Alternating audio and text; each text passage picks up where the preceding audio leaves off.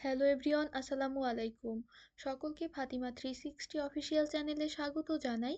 আপনারা যারা আমার চ্যানেলে নতুন তারা অবশ্যই আমার চ্যানেলটিকে সাবস্ক্রাইব করে দিবেন। আজকে চলে আসলাম আপনাদের সামনে নতুন একটি ভিডিও নিয়ে। আজকের ভিডিওর বিষয় হচ্ছে প্রাথমিক বৃত্তি পরীক্ষার ফলাফল সংক্রান্ত বিষয়ে।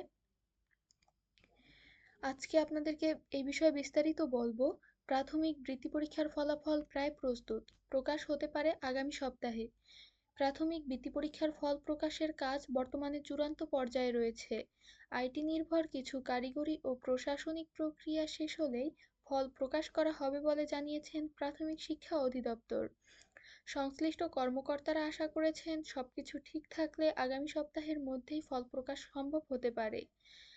প্রাথমিক শিক্ষা অধিদপ্তরের সহকারী পরিচালক মোহাম্মদ সাজ্জাদ হোসেন দ্য ডেইলি ক্যাম্পাসকে বলেন, বৃত্তির ফলাফল প্রকাশের কাজ বর্তমানে চূড়ান্ত পর্যায়ে রয়েছে, তবে আইটি নির্ভর বিভিন্ন কারিগরি প্রক্রিয়া সম্পন্ন করতে কিছুটা সময় লাগছে বলে ফল প্রকাশে বিলম্ব হচ্ছে।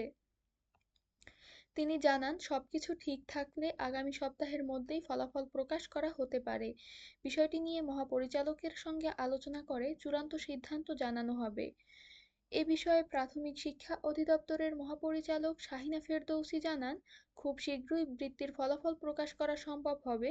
কাজ দ্রুত শেষ করার চেষ্টা চলছে।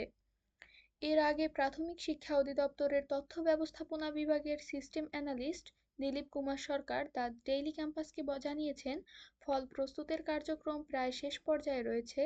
রেজাল্ট প্রস্তুত হয়ে গেছে, শুধু সামান্য যাচাই বাছাইয়ের কাজ বাকি রয়েছে।